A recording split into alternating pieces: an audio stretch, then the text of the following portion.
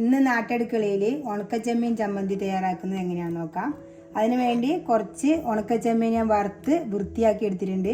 ഇത് കഴുകി നമ്മൾ വറുത്തെടുത്തിട്ട് ഒരു തുണിയിലിട്ട് അടിച്ചിട്ട് വൃത്തിയാക്കിയാൽ മതി. അപ്പോൾ ഇതിൻ്റെ മുള്ളെല്ലാം പോകും. എന്നിട്ട് ഇതേപോലെ എടുത്ത് നമ്മൾ ഫ്രിഡ്ജിൽ സൂക്ഷിക്കുകയും ചെയ്യാം.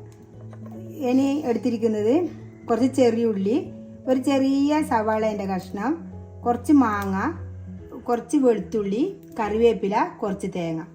ഇനി ഇതെങ്ങനെ തയ്യാറാക്കുന്നത് നോക്കാം. ഇനി ചമ്മന്തി തയ്യാറാക്കാൻ കുറച്ച് മുളക് പൊടി ചൂടാക്കി എടുക്കാം. മുളക് ചുട്ടിട്ടെടുത്താലും മതി. ഞാൻ കുറച്ച് ഇനി ഇത് ഓഫാക്കാം. ഇനി ഇതിൽ തന്നെ ചൂടാക്കി കൊടുക്കും.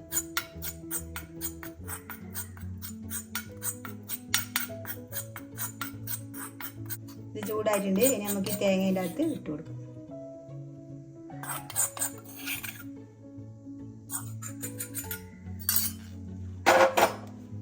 ഇനി ഇത് നമുക്ക് പൊടിച്ചെടുക്കാം.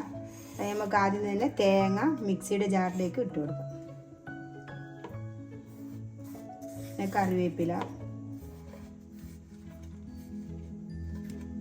വെളുത്തുള്ളി, മാങ്ങ, ഉള്ളി.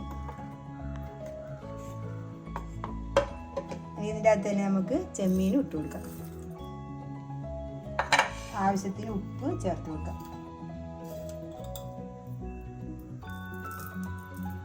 ഇനി ഇത് പൊടിച്ചെടുക്കാം. ഇത് പൊടിച്ചെടുത്തിട്ടുണ്ട്. ഇനി നമുക്കൊരു പാത്രത്തിലേക്ക് മാറ്റി കൊടുക്കാം. നല്ലോണം അരിഞ്ഞു പോറ് ഇതേപോലെ പൊടിച്ചെടുക്കുകയോ ചെയ്യാൻ പാടില്ല. ഇത് നല്ല ചൂട് കഞ്ഞീൻ്റെ കൂടെയെല്ലാം കഴിക്കാൻ പറ്റിയൊരു ചമ്മന്തി ആയത്. ഇപ്പം ചക്കയിലുള്ള സമയമായതുകൊണ്ട് ചക്കയും ചമ്മന്തിയും കഞ്ഞിയും നല്ല ടേസ്റ്റ് ആയിരിക്കും. ഇതേപോലെ എല്ലാവരും ഉണ്ടാക്കി നോക്കുക.